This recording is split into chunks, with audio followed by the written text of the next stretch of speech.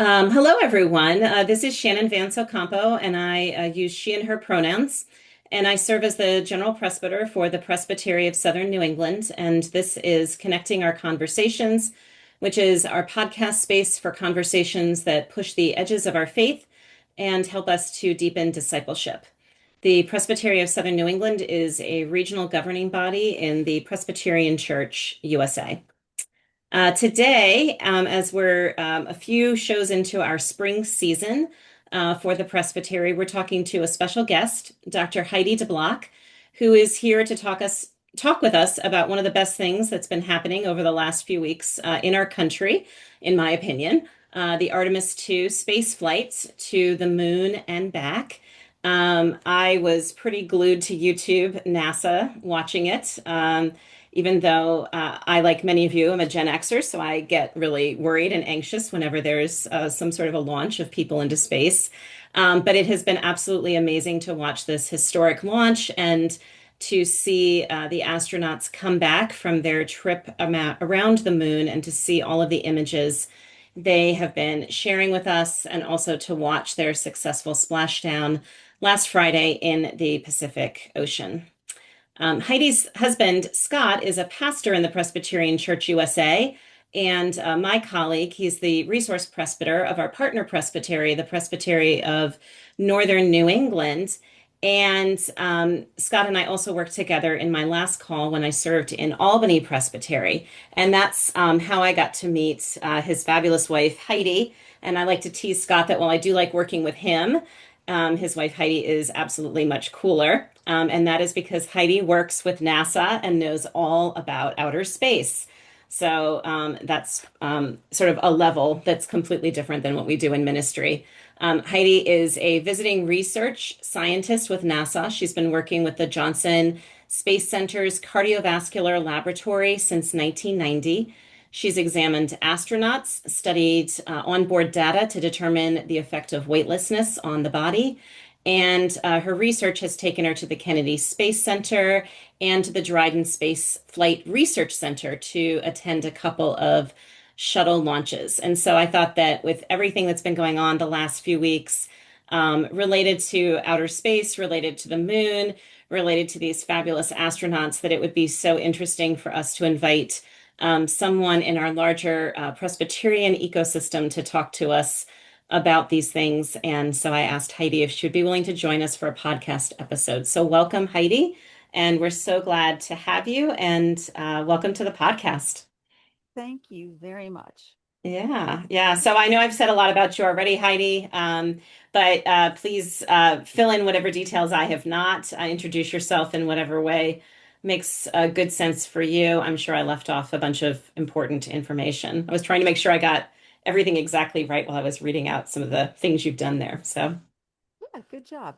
Um, I am a critical care physician. By training, I was at Albany Medical Center for 25 years, nearly 25 years in the surgical ICU there. Mm, Um, I am now with Maine Health, and I work as a hospitalist and still do critical care for mm. Maine Health up in Norway, Maine, and I love it. Um, my background, actually, my typical pre-med major in college was astrophysics. Oh, interesting. So, so yeah, I needed a job. I went to medical school. So uh, I did study astrophysics, and the whole thing all came together in medical school. And I went down to Johnson Space Center in 1990 as a student. Mm, Everything clicked, and they kept asking me back, and I kept going back willingly. And hmm from like 1995 through 2003, I participated in a large research study that got me to actually landings, not launches. Oh, Uh, landings. Okay, yeah, sorry. and it dried, and that was a lot of fun. I went to many Mm, landings. So for me, it's all about landing, not about launch. Uh, it's fun to see them come down because so much mhm. happened to our bodies as we've been in space. Um, and and so now I'm starting to wind that down.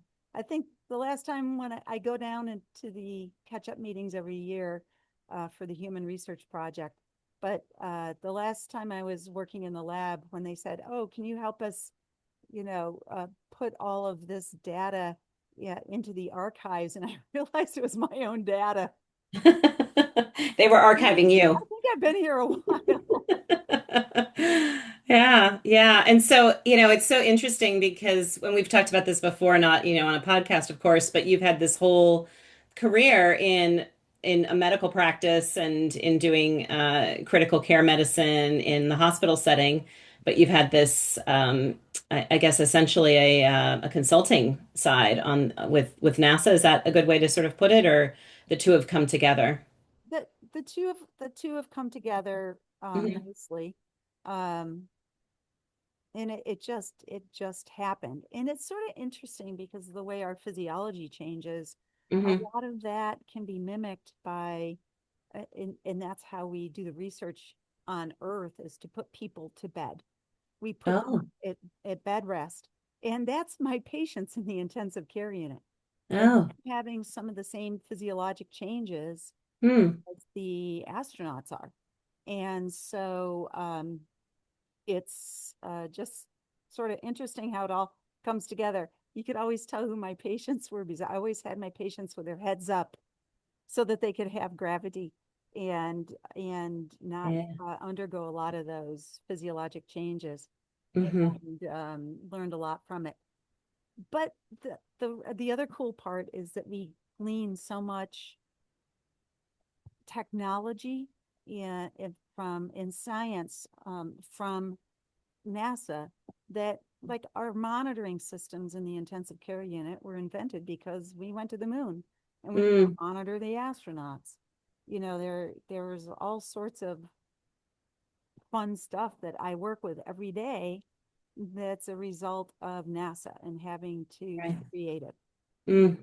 You're saying something that's making me remember a conversation I had last Sunday. I was at visiting one of our churches in my role, as Yeah. I do, going around, and they had just had Sunday morning worship, and their pastor had, of course, preached a little bit about the Artemis flight that had just, come down on Friday, and apparently she preached quite a bit about this in her sermon, and I'm sure a number of people did preach about this on Sunday, and so they were talking about it, and we were talking about it before the meeting we had with some of the leaders of that church on Sunday. And one of them said to me, she said, I was so upset. I was talking to one of my neighbors on Saturday and saying, "Oh, did you watch this yesterday? It was so amazing. I loved watching the landing, and I was so excited, and I'm so glad they all came home okay and everything." And her neighbor said, "I don't know why we're spending all this money. Why did we go to the moon? What a waste." And so I think, just that little snippet you were saying about how some of the monitoring systems that we depend on in things like critical care, emergency care, intensive care, sounds Yeah. like some of that tech got piloted because of the NASA missions. It didn't get Yeah. piloted. I mean, some of it was absolutely invented because Invented for it. Yes. missions. Think Hmm. of your drug delivery systems also, the patch delivery system of medications. Hmm. A lot of people wear patches, nicotine patches, Yeah. nicotine patches. Um, uh, Also develops and refined by NASA so we could deliver medications in space. Mm. Um, the the pump systems, like insulin pumps, Hmm. there you go, came out of that technology. Yeah. A lot of our medications, especially from some of the work that we did in physiology, um, have refined how we not just monitor but control patients' blood pressures Mm. on Earth. And then just think of just think of the technological advances that Oh, yeah. we do to get anybody in space. So, Hmm. it's said that, uh, a strong nation in science and technology and a leader in the world Mm. has two very strong things: a strong space department and a strong defense department. Hmm. That's where technology lies, in those Right. two things. So yeah, there's reasons to do it. And Hmm. not just to say, oh, we're going to put a person up in space, but we have to learn about our own bodies and our own physiology to get Hmm. something up into space. We're not built for space at all. Right. Right. Yeah, so say a little bit about that. What are some of the changes that happen to folks? I mean, we know, of course, I'm a bit of a neophyte on this, right? Like I know about weightlessness, and of course, I can imagine some things that can happen. But I know folks are sort of interested in some of those changes that have happened, and I know you're also studying some of the it's called blindness, I guess, that happens, or loss of vision that can happen in space. Yeah, it's Um, called Vision changes. SPANS, space flight neuroocular systems, space flight associated neuroocular syndrome. Sorry. Mm, Um, so you name it in the body, it's going to change because mm, we're built to work in 1G. right. So every system is affected. So the minute that we put someone in the launch position, sort of head down, feet up in that seated position backwards, Mm, and then you get up into space, oh, we have a headward fluid shift. mm, Um, and which is like when we go to sleep at night. mm, There's no gravity pulling it down to our feet, right? ah, So our blood volume sort of increases and we get this headward fluid shift. And then mm, our brains start going crazy with all sorts of things. Like mm, we shouldn't have that much fluid in our neck veins. And when we do, our brain says, oh, get rid of this extra fluid. And you start making urine, mm, losing your volume. And that's one of the first things that happens is that we notice that you start losing volume. And the astronauts get up there and start peeing away because you uh, need you have to get rid of that volume. Your body's trying to adjust itself. And if you right. look at pictures of astronauts in space versus on Earth, you'll notice that they're congested. They're Ah, they're full in their faces. They sort of gain that water and their faces fill out. oh, Tell you they feel congested. But that affects our hearts as well. It affects our mm, kidneys. And so that's one of the first things that happens. The things that happen to the heart um, are that we have a little change in our cardiac output. We have mhm, some changes in the structures of our heart. And what I studied was what happens when you come back to Earth and you've lost that fluid and you've had these changes in your body. And it's sort of like standing up quickly from bed in the morning. And sometimes you get very lightheaded right, and right. you almost pass out. Well, that can happen to the astronauts. It happens to Mhm, about 25% of the astronauts. mm, More women than men. mm, And that's the estrogen effect. We figured that out.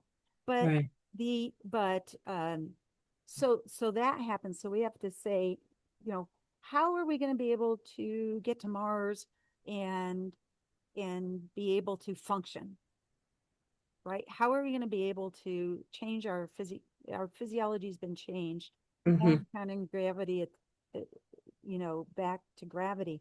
How are we going to be able to function? Are we going to be passing out? You don't want to pass out when somebody might Mm, have to land uh, right. a spaceship. So that's one thing, and that happens to the astronauts when they come back to Earth. That's one thing I studied. Arrhythmias, cardiac arrhythmias in space, Mm, potentially be dangerous. We studied that. Even the electrical intervals within the heart. mm, All the other organ systems are changed too. Our lung, the way our blood flows through our lungs is different. The way we absorb our nutrients is different, which also changes how we absorb medications and how we distribute our medications and how we metabolize our medications.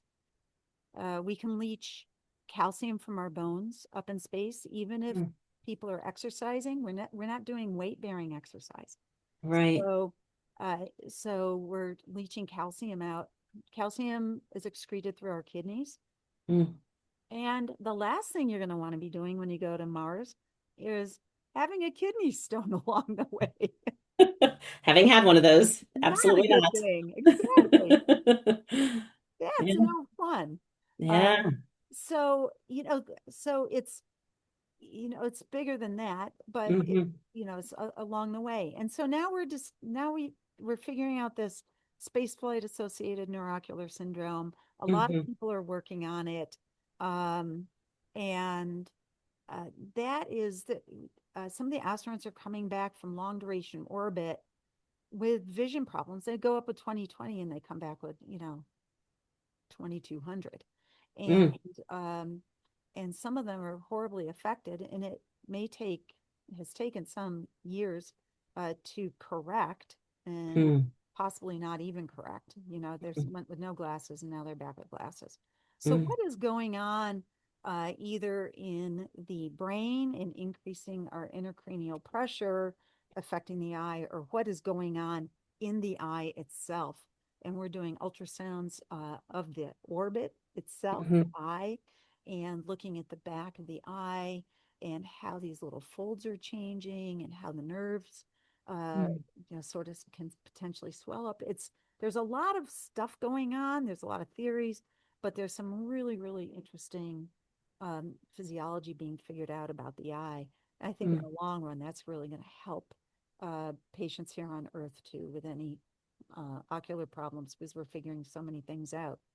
Right. So, anyhow, that's a problem. You want to be able to see when you get to Mars, or if Absolutely. you're on the moon, you're like, okay, is this person going to need glasses 6 months, Hmm. 8 months into their 1 year mission, which has happened.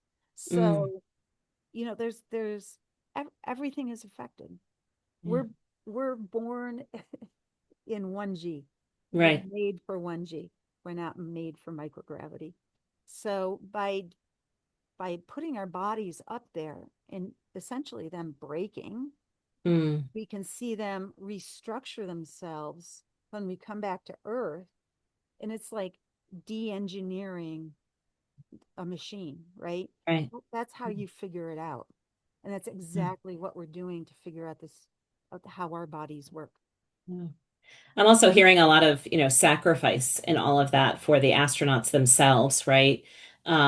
It's not just we think mostly probably of the worst case scenario, right? An astronaut being killed in the line of duty, in serving. We think of the sort of catastrophic failures that have happened, but there's these much more subtle things that are going on for them, and that some that's known and some that's unknown, right? So I mean, they are themselves part of the science experiment.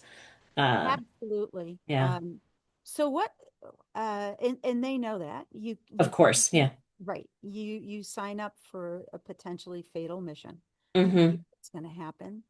Um, just an anecdote is that a friend of mine, who's an astronaut, is like, "Oh, this is great," and he went up many times. Mm, Um, and so, but it didn't hit them until bef they went and did their wills mm, before he yeah. flew. Mm, And that's when it really hit home that, hmm. oh, oh, this this is Right. really here. This is really a possibility. Hmm. I mean, there's essentially a 2% failure rate, Right. a little less than that, two missions out of 135 Hmm. for just for shuttle. Right. Um, the the only Apollo disaster was Apollo 1 for Gemini, Mercury, Gemini, Apollo. Um, and but still, you sign up for it, and then you know what Right. you're getting into. Hmm. That was the anecdotal part. The other part of that is that um, you sign up to do science. Hmm. You don't sign up for a ride into space. Right. The astronauts are there to do science and Mm, to further the mission of mankind. hmm. Um, it's not like, oh, hooray, I'm just gonna go up into space. Right. You're working as an astronaut, learning everything. You can work in a lab. You can Mm, do your own science. A lot of the PhDs, a lot of MDs do. There are things to do. hmm. There are research projects. And then when it comes to doing the science, uh, how it worked in shuttle days is that we'd have a pitch day. We had our research projects. We would talk with the astronauts about them. And then it's up to the astronauts' discretion, what research projects they want to join in. Oh, okay. Right. So they're there to do science. So the astronauts will say, yeah, I want to do A, B, C, and D. And the other Mm, one will say, B and C don't sound like something I would want to do, but I'll do A and D. hmm We have to explain to them it all is, done ethically, and they have, all the research has to go through the investigational research board. Right. It's all, it's real science going on. And then the astronauts will join in our research. And usually, when we get to being able to do flight data, we'll do before they fly, during the mission, if there is something to do during the mission. hmm Sometimes we do. We've studied astronauts who are out doing their spacewalks, and then after the mission as they recover. Mm, So you have to do, when we're whole, when we go up into space and break, and then when we come back broken and fix again, hmm is sort of look at the whole spectrum. hmm And so the astronauts are beholden to that. Landing, when I would go to landing, they would come right into us, or we would even greet them sometimes right off the orbiter on the tarmac. Wow. Um, and their families are waiting for them, Yeah. but Yeah. they've kindly allowed us to have them for the next few hours before they see their families to get hmm all of our research data done. Right. And we do research. I don't check them out and say, oh, your heart and your blood pressure, great. Right. I'm not doing medicine. I'm doing hmm physiologic research. Yeah. Right. So Right. And there's another team that's checking out to make sure they're okay and all of that work, or that it all goes together. doesn't take very long. Yeah, yeah, No. yeah. It all sort of goes part and parcel, but yeah. Right. So we want them before they're really getting used to gravity again. That's why we hmm have them as fast as we can. Right. Yeah. Right. Yeah, and I saw that when they landed them on the ship when they came off the helicopters, they went right into they were saying they were going right into the medical. Yeah, Uh, they'll get checked out, and then if our lab actually didn't do any research on Artemis 2, I think they're mhm. working on Artemis 3. I Oh, okay. was just chatting with them today.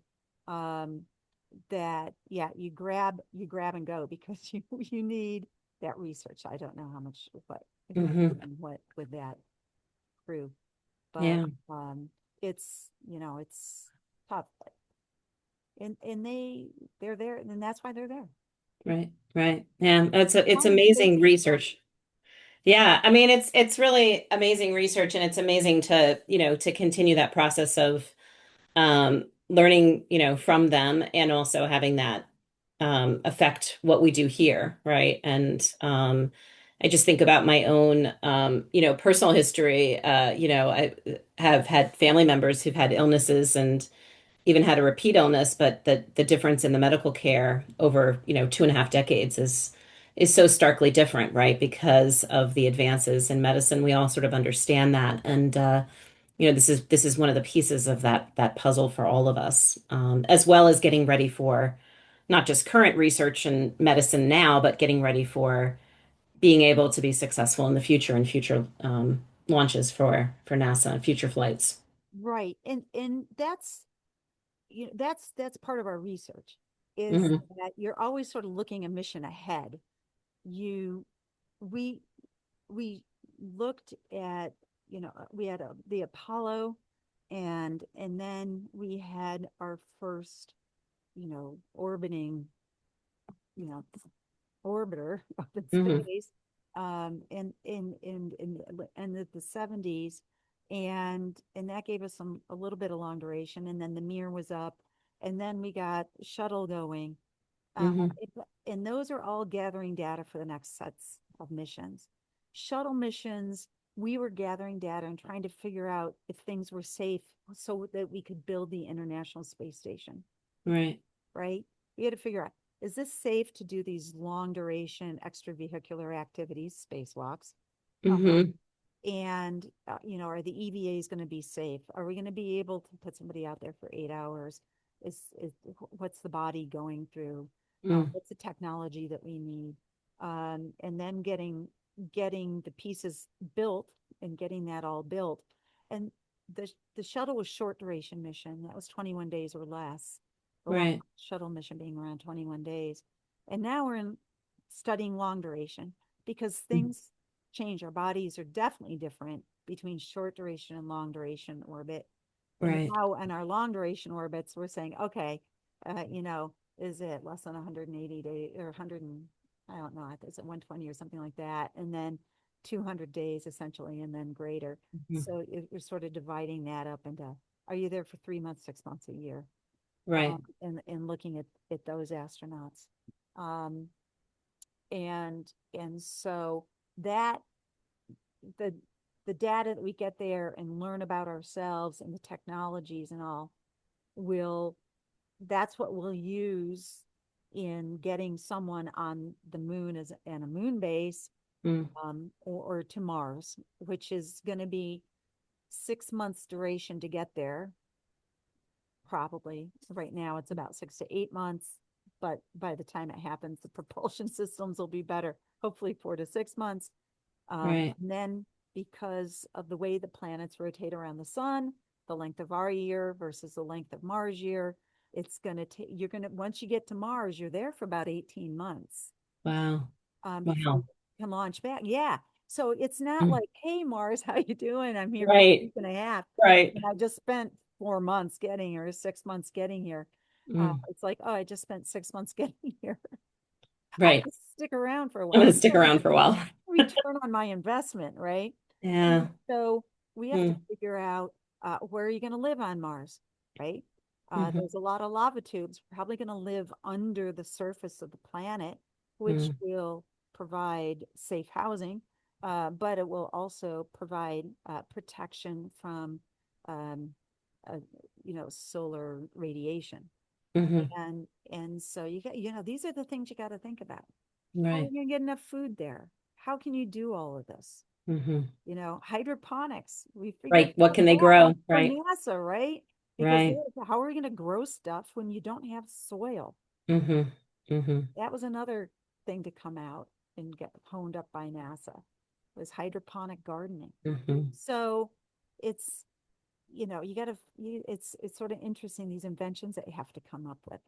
You're going to Right. see, I think what we're going to see too in the future is a lot of miniaturization Hmm. because there's no space in space. That we use Yeah. if you go to Air and Space or Oh some yeah. They're space tiny. centers and you see the Apollo I capsule, know. I've been there and seen it. they're tiny, and those astronauts were not large. And I mean, they're Oh yeah. they're I saw standing them. in there. They were joking on stage. Oh, I'm forgetting his name. The Canadian astronaut was saying about is it Commander Weissman of this one? He said they were sitting, the four of them were sitting on Oh, this right. stage, and they were at the two ends. They really didn't look they were too far. And he sort of said, "This is the furthest we've been away from each other in 10 days or something." And the other guy, he's definitely a joker and a ham, right? You could tell. He got up and the Canadian was standing up and he got up and he went and sat in his seat and then he grabbed his pant leg and it must be one of those pants that has Yeah. one of those little hooks in it, like cargo pants, and he hooked his finger in it and he was pulling his leg towards him sort of playfully and saying, we're close again, we're close now. And they're And very, that was hilarious. yeah, they've And definitely been that, they've been, completely, kind of on top of each other this whole time, right? in Yeah. Artemis actually is quite roomy compared Right. to Apollo. you know, I thought it was fun when we were listening to the downlink and watching them approach the moon, uh, Mm, and they were rotating windows. right. I mean, they have windows even, and there's like one window in Apollo. They could rotate windows. They didn't have to just, Rotate windows. They all have yeah, windows, and yeah. so that they wouldn't get too tired out. And they were rotating through, and I'm like, wow, Mm, it's pretty roomy if you can rotate a window. hmm. But you see And them they, up there. They did have room to move, and you're like, hmm. But they use every bit of space in space under yeah, the seats and the floors and the ceilings, everything gets stowed everywhere. It's just no space in space. But Right. because of that, though, I think technologically, we're going to see a boom of Miniaturizations. miniaturization Yeah. coming up Yeah. Yeah. because we have to get it invented, and you're going to see it. Hmm. It absolutely all this trickles down Right. to Right. what we have here on Earth. Yeah. Well, the other thing, of course, I was watching was, as they were talking, they just were, so filled with awe at the moon when they got there, of course. And even as people who've had, been out in space and have had lots of experiences, this was, of course, new for them. And you can watch, footage and all those things, but it doesn't prepare you, of course. And it's sort of impossible to imagine what they saw, right? But sort of to pivot to this faith element of all of it. I thought it was so interesting to hear sort of the theology that they were all kind of offering in different ways. They all had their own different, clearly spiritual traditions that they were working from, and but just how they talked, that sense of awe. I'm curious how what that's like for you as, you're married to a clergy person, right? You're watching them have this absolutely, ethereal experience and supernatural, godly, sort of experience. It's pretty amazing. What's that like for you as you are working on a project like that? Um, I think being married to the minister is sort of interesting. When we were dating, we were in Hmm. college, and Scott was the pre-med. I was not. Oh, And interesting. Oh. where we all ended up. Ah. Um, um, and he's like, we having some kind of a deep conversation. He's like, what are we children of? And I'm like, we're children of the universe. Hmm. We are made of the stuff of the universe, of the earth. Yeah. And he is like, well, I'm a child of God. And I'm like, how much different is that? Right. Um, Mm. and to me, it's not, because Hmm. it's all how are we here? Hmm. Um, I think what what's I think well, we can talk about lots of deep stuff, but as far as the astronauts go, yeah, there's there's nothing they'll they'll tell you there's nothing like the deep black void of space. Right. Um, and then looking at the Earth. Hmm. And the ISS and the shuttle astronauts are in low Earth orbit. They're 225 miles above Earth. Right. So you can see the curvature of the Earth. You can see the Earth, but you're going around the Earth. You're not Hmm. seeing it as a blue ball. Right. And that's something that the Apollo astronauts and the Artemis astronauts um, are having the privilege of seeing. Hmm. So I'm sure there's no describing that for them, of that awe Mm. they see. Um, and they all have their descriptors, you know. Right. Um, I gotta tell you, I I was very fortunate to we had some cosmonauts Mm. visiting Albany Mm. from their Albany sister city of Tula, Russia. And we had two cosmonauts, very, very famous guys, who did the first docking and of two Soyuz. And Okay. they uh, did a walk from one to the other together. Mm. But one of these gentlemen had done the very first spacewalk Mm. for Russia, and he was the first spacewalker. And his name was Evgeny Krunov, Mm. and Evgeny and Alexei Yeliseyev. Uh, like I said, super famous guys. Mm. Uh, really legends next to Yuri Gagarin in cosmonaut history Mm. and in space history. And So they were in Russia, and Scott and I were sort of, I don't know, we were just toting them around everywhere. We Right, flew to the right. hospital. I showed them around. We went to Mm, dinner. We did this. We did that, and it was fun just having him in the car with us. Evgeny was Russian speaking only, mm, very communist Russia. Alexei was is still alive, um, in his 90s, more of the capitalist, and mm, had gotten around and spoke very good English. mm. And talking about our families in the car, and their grandchildren, and just these Right. super sweet guys who had done this monumental thing. Mm, And Scott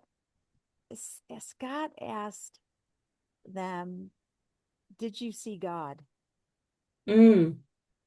And I thought, wow, what a fascinating, a great question, Yeah, yeah, great because question. here you are, like you're the first guy doing this. Yeah.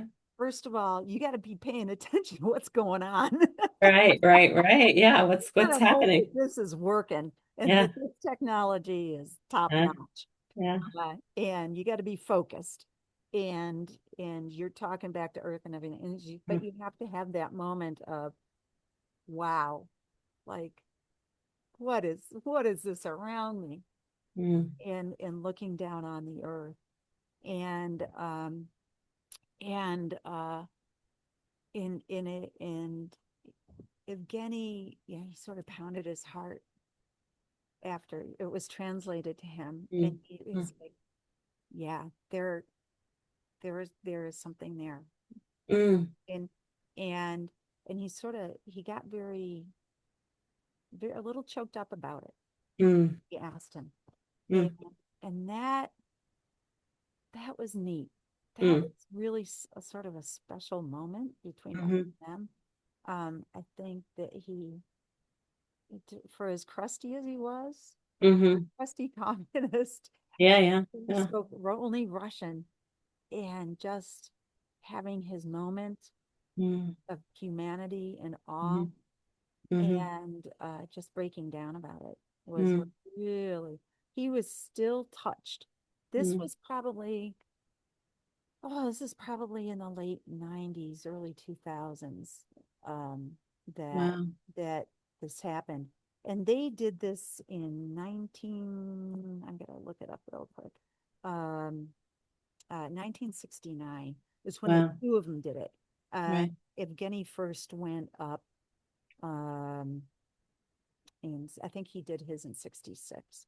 So, So like 30 years, I know, 30-ish 30 years. years, still getting to him. Mm-hmm. Mm-hmm. Yeah. Yeah. How can you Yeah. not? Well, oh yeah, I saw that also in that press conference with Christina, the Yeah. female astronaut that went up.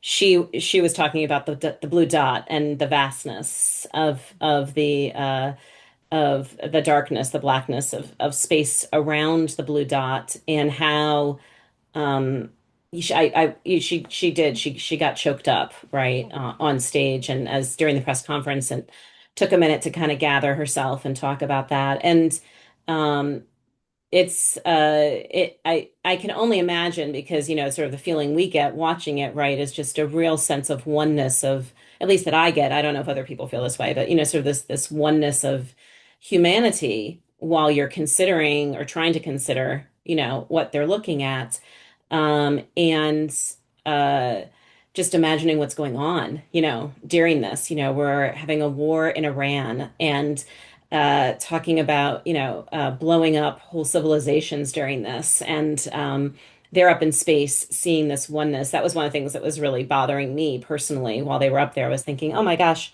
they're looking at this beauty and this oneness of our planet, and we're just sort of not able to even like behave well with each other at the most basic of levels, right? Right. All the way to the potentiality of nuclear weapons that was even getting sort of thrown around as sort of a like it was a joke or something. So it was I felt that was sort of jarring, but I think that uh it was clear that they come back with a deep love of um I heard all of them say it, this isn't about us, this isn't about the United States, it's not about Canada, it's not about the sort of nationalities of the particular people that were on this particular flight. This is about all of us. This is about, this oneness of humanity. Um, and so, I'm always thinking, as the sort of the theologian in me is thinking about, like what's going on with all that? What are we thinking about? And I was thinking to myself, do they have a chaplain? Is there a chaplain for the astronauts? And how does one of us get that job? Exactly. Yeah, they all, you go to church someday down in Clear Lake, Florida, you'll see all the astronauts. Oh, sure, sure. Yeah. Yeah. And of course, some of them are Presbyterians. We know who all Oh yeah. Oh yeah. they're all in the archives now of the Presbyterian Historic Absolutely. Society and things like that. But yeah, Absolutely. that's, selfishly, that's a gig I want. Like, can NASA, how can we, start working for NASA as the chaplain? Getting it I feel for my like, husband first. yeah, I know. He knows more than it. It's what I joke with people when they go on a good trip. I'm thinking, you need a personal assistant. I need to go to whatever exotic place it is you're going to with you, right? We always want to go places, right? And do those Exactly. things. And that, yeah, you see the bigger picture. Yeah. They see the bigger picture Hmm. in the vastness of it all. Um, I think, when 9/11 happened, Mm. there were I think only two astronauts in the International Space Station Oh, watching it they went over it, yeah. and they were there and we were here, Mm. and it was really tough. Right. It was That's really the other side of it, the trauma they can go through watching tough. us suffer and not being able to be here. Right. Hmm. That's one of the other sacrifices they have is, what if you're up there and something tragic here happens to your family member or to Earth itself? Hmm. You have to think about that as well. A Hmm. lot of psychological aspects I even talk about. One of them was talk about the vastness of space. I have an acquaintance who studies a lot, does a lot of psychology, and he's like me. He's a psychiatrist by day Right. and plays with NASA by night. And Mm. he, his big thing is, we can test, we can put we can put humans in a can somewhere for a year and make them work with each other, and we do that all the time. Sure. Um, but you always know that you can get out. Right. You got gravity. You're on Earth. Hmm. The issue is going to be, Earth is here, Hmm. Mars is here, you're here. Earth is a speck, Mars is a speck, belong to no one. You're looking at black. Hmm. You're going to have some serious psychological problems. Mm. So, trying to deal with that. And that's something that we can't simulate here on Earth. Hmm. So that's going to be very interesting too. Who do you belong to? Mm. Mm. Where is my spot? Right. Right. With that? And what does it do to your, spiritual development? As if you're a person of faith, you go of any faith, right? Yeah, right. And you go and take one of these journeys and come back, Mhm. you're thinking about something no one else is really thinking about around you. Because you get it. Mhm. You get it. Yeah. Yeah, you're able to really to look at it. I imagine that a lot of the astronauts potentially come back and have um uh you know deep feelings around things like peacemaking and Mhm. the climate crisis and things like this. They come back sort of in even potentially an even stronger position than they were on things like that. That it's just because the perspective making that you get of how singular we are is uh, Absolutely. life changing. Yeah, yeah, yeah, altering. Yeah, Absolutely. yeah. Anything else about this mission, this Artemis mission, that has stood out for you over the last 2 weeks that's been I just interesting or surprising or so important?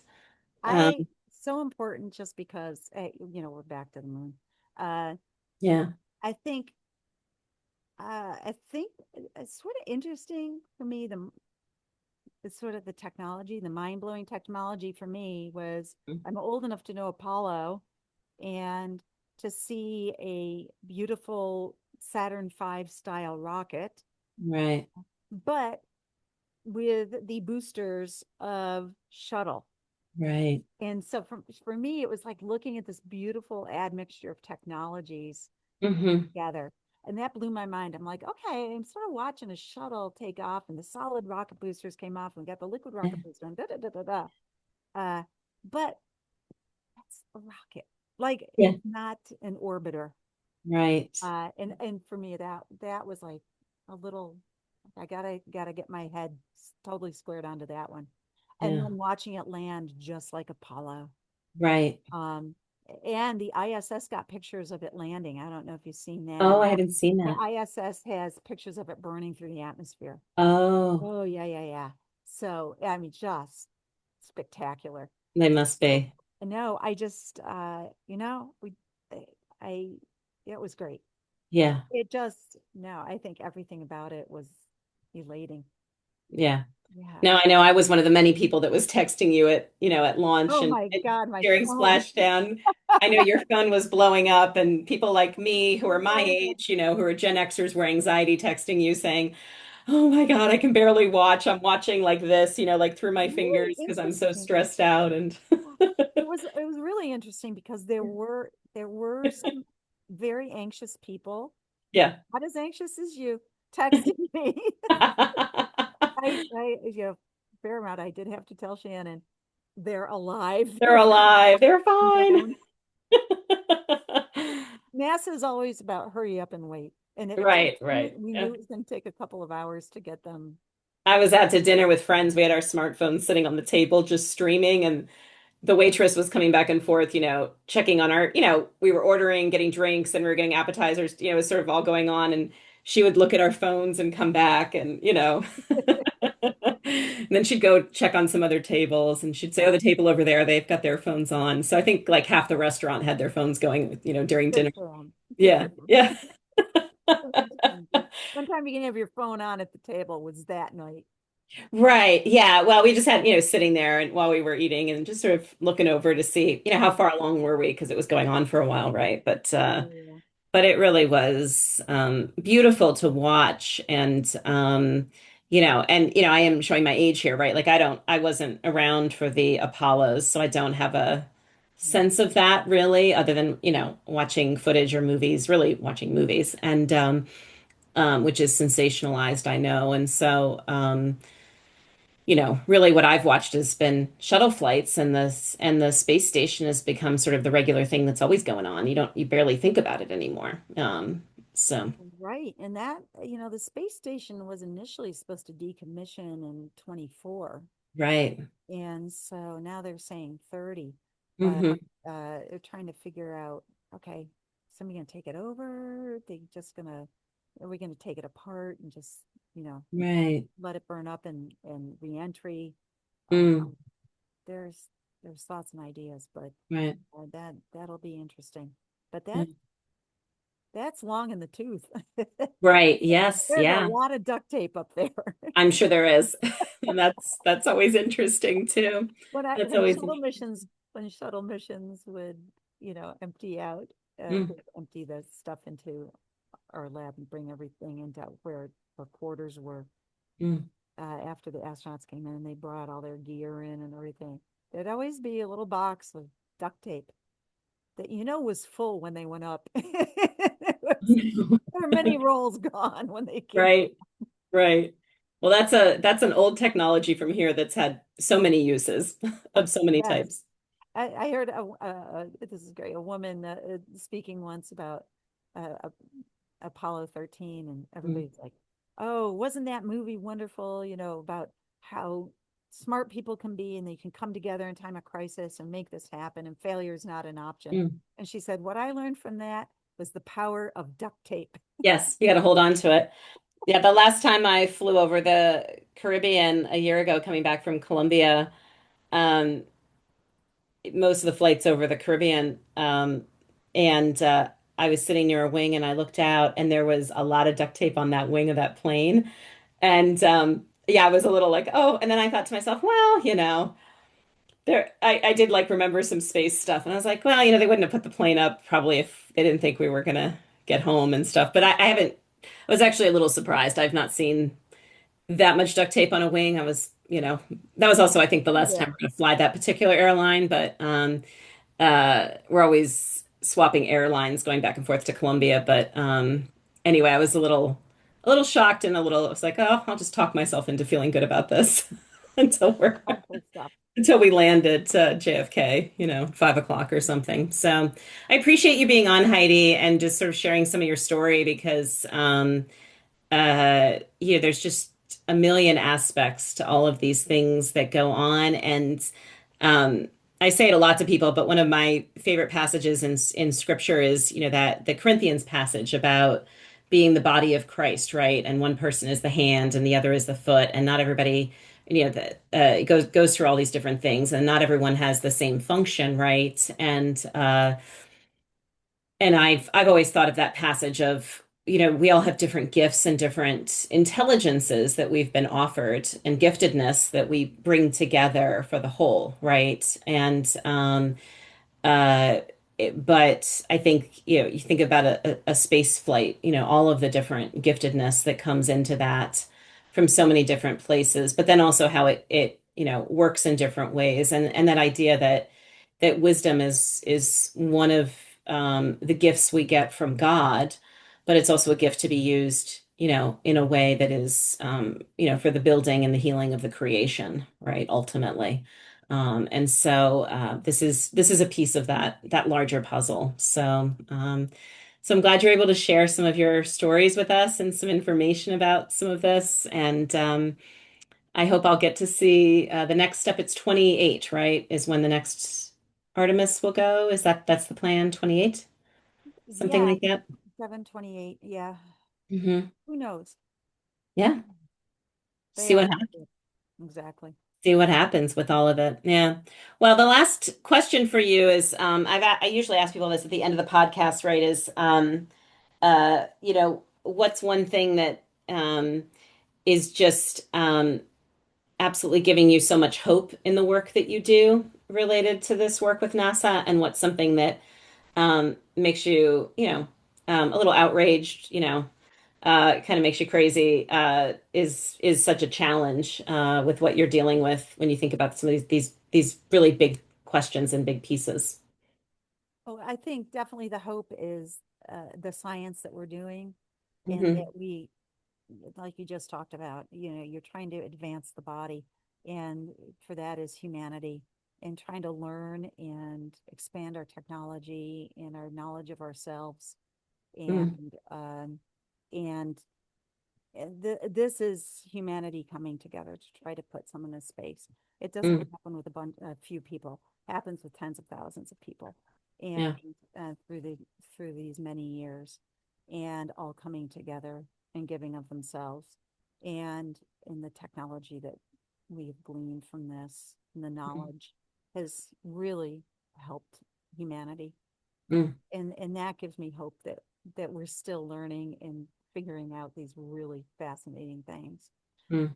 The outrage, it has to be funded. You cannot cut Right. NASA's budget in half next year. Right. Right. Yeah, that's what We need science. We need intelligent people. We need education. hmm We need a strong education of our youth, because we just energized a bunch of kids who want to grow up and become astronauts, just right. like I did when I was watching Apollo. Right. And and great. Hmm. In a couple weeks, I'm going to participate in Maine Space Day with Mm. 562 middle schoolers. Oh, wow. Yes, I get to do like four, 45-minute sessions with. Oh, And wow. throughout the day, these kids are going to be doing different sessions and stuff. Yeah. And it's just good for them. Hmm. We have to foster this. Hmm. We cannot take away from this. They are our future. Well, they're our next breakthrough, right? Yep, One of them is going to get the next Nobel Peace exactly. Prize in science, or technology or peace or something, Yeah. it's the future is in them, essentially. Yeah, very much. Well, thanks, Heidi, for being with us. So grateful for you sharing some of this. And it's always so much fun, the connections we make in ministry, the people we get to meet. And thanks for being part of our podcast, being part of this big work of taking care of not just the astronauts, but of our home and the home that we have as part of the larger universe, God's creation. So thank you so much for being part of that. And we'll have you on anytime to tell us more. And we're just so grateful for you. Thanks for being part of connecting our conversations. Thank you for having me. I really appreciate it. Yeah, we could talk for hours. It's always fun. Absolutely. Thanks, Heidi. Thanks, Shannon.